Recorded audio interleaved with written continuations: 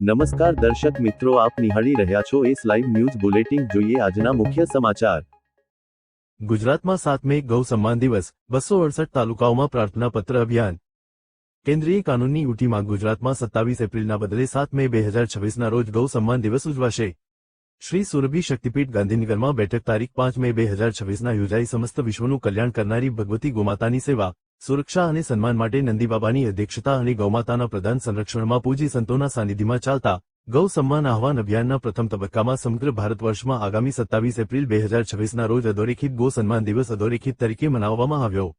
ગુજરાતમાં મતદાન હોવાને કારણે પૂજી સંતોએ સ્થાનિક ચૂંટણીને ધ્યાનમાં રાખીને સમગ્ર ગુજરાતમાં 7 મે 2026ના રોજ ગૌ સન્માન દિવસ તરીકે મનાવીને ગુજરાતના 34 જિલ્લાની તમામ 268 તાલુકામાં ભગવતી ગૌમાતાની સેવા, સુરક્ષા અને સન્માન માટે ભારતના ગૌસેવક યશસ્વી પ્રધાનમંત્રીને ભગવત સંકીર્તન કરી તમામ તાલુકા અધિકારીને પ્રધાનમંત્રીના નામ પ્રાર્થના પત્ર આપવામાં આવશે.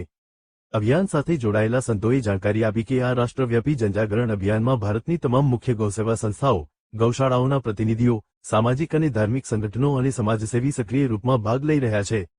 ભારતની 5000થી વધુ તહેસીલોના તમામ ગામ, શહેરમાં સંવૈધાનિક પ્રક્રિયાના માધ્યમથી જનજાગરણ કાર્યક્રમોનું આયોજન કરવામાં આવ્યું હતું. સંમેલનમાં સ્પષ્ટ કરવામાં આવ્યું કે ગૌમાતા ભારત ભાગ્ય વિધાતા અભિયાન સંપૂર્ણ રૂપથી અરાજકીય, અહિંસક અને નિષ્કામ સ્વરૂપમાં ચલાવવામાં આવશે. આ કોઈ સંસ્થા, સંગઠન કે રાજકીય દળના બેનર તળે નહીં, પરંતુ ગૌમાતા અને નંદી મહારાજના સાનિધ્યમાં ચલાવવામાં આવશે. અભિયાનનો ઉદ્દેશ્ય ગૌમાતાને રાષ્ટ્રમાતાનો સન્માન અપાવવો, ગૌહત્યા પર પૂર્ણ પ્રતિબંધ સુનિશ્ચિત કરવું અને ગૌ આધારિત સંસ્કૃતિના સંરક્ષણ માટે ઠોસ સરકારી નીતિઓનું નિર્માણ કરાવવું છે. સંતો અને ગૌસેવકોએ સરકાર પાસે ગૌ રક્ષા માટે કેન્દ્રીય કાનૂન બનાવવા, ગૌહત્યા અને ગોતસ્કરી સાથે જોડાયેલા અપરાધીઓ માટે કડક દંડનું પ્રાવધાન કરવા, જપ્ત વાહનોને ગૌશાળાઓના ઉપયોગમાં આપવા, ગોબર અને ગૌમૂત્ર આધારિત સંશોધન વિશ્વવિદ્યાલયોની સ્થાપના, પંચગવ્ય ઔષધિઓનું આયુર્વેદિક ચિકિત્સાલયોમાં નિઃશુલ્ક વિતરણ અને સરકારી ભવનોમાં ગોબર પેન્ટ અને ગૌનાઇલના ઉપયોગને વધારવા માટેની માંગ કરી. સાથે જ ગૌશાળાઓને મનરેગા યોજના સાથે જોડવા, વીજળી બિલમાં રિયાયત આપવા અને નિરાશ્રિત ગોવંશ માટે ચારાની સમુચિત વ્યવસ્થા કરવાની જરૂરિયાત જતાવી. જમીનની ખોટના કારણે ગૌશાળાઓને થયેલ નુકસાનની ભરપાઈ માટે નીતિ બનાવવા, ગૌશાળાઓને સરકારી અનુદાનમાં વધારો કરવા, ગૌશાળાઓને સરકારી ભૂમિ લીઝ પર આપવા, ગૌશાળાઓને રાજ્યમાંથી મુક્તિ આપવા, ગૌશાળાઓને સોલર પ્લાન્ટ માટે સબસિડી આપવા, ગૌશાળાઓને સરકારી ખરીદી પોલિસીમાં લેવા, ગૌશાળાઓને રાજ્ય સરકાર દ્વારા વીજળી બિલમાં 100% રિયાયત આપવા, ગૌશાળાઓને પાણીના બિલમાં 100% રિયાયત આપવા, ગૌશાળાઓને સરકારી સહાયમાં વધારો કરવા, ગૌશાળાઓને સરકારી ભૂમિ લીઝ પર આપવા, ગૌશાળાઓને રાજ્યમાંથી મુક્તિ આપવા, ગૌશાળાઓને સોલર પ્લાન્ટ માટે સબસિડી આપવા, ગૌશાળાઓને સરકારી ખરીદી પોલિસીમાં લેવા, ગૌશાળાઓને પાણીના બિલમાં 100% રિયાયત આપવા, ગૌશાળાઓને સરકારી સહાયમાં વધારો કરવા, આવી અલગ અલગ પ્રાર્થના કરવામાં આવી. ભારત વર્ષમાં 27 એપ્રિલના દિવસે 5 કરોડથી વધારે હસ્તાક્ષર કરી અને માનનીય રાષ્ટ્રપતિ, વડાપ્રધાન, રાજ્યપાલ અને મુખ્યમંત્રીને હસ્તાક્ષર કરી અને સુપ્રીત કરવામાં આવ્યા. આગામી તારીખ 7 મે 2026ના દિવસે સંપૂર્ણ ગુજરાતમાંથી 1 કરોડથી વધારે હસ્તાક્ષર કરીને સુપ્રીત કરવામાં આવશે.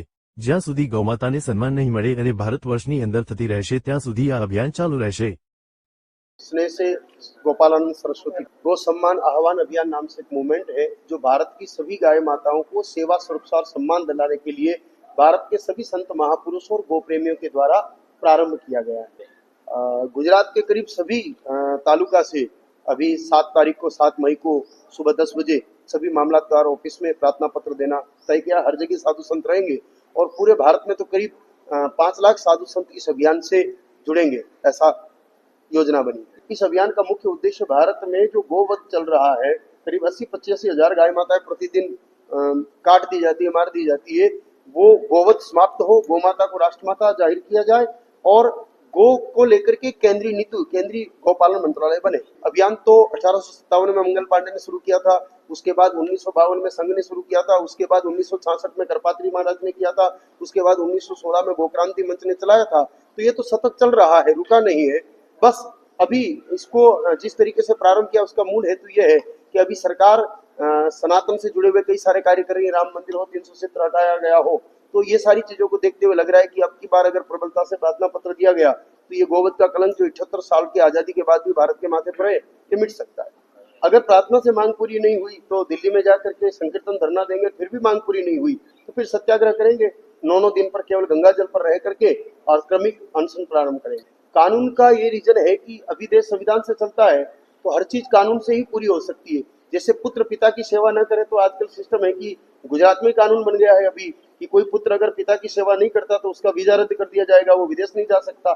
तो इसी कारण करता है। तो युग धर्म ऐसा है कि कानून बनेगा तो ही सेवा, सुरक्षा और सम्मान गाय को प्राप्त होगा। તો દર્શક મિત્રો, આ હતા અત્યાર સુધીના સમાચારની ખાસ ગતિવિધિ માટે આપ નિહાળતા રહો એસ લાઈવ ન્યૂઝ બુલેટિન. નમસ્કાર.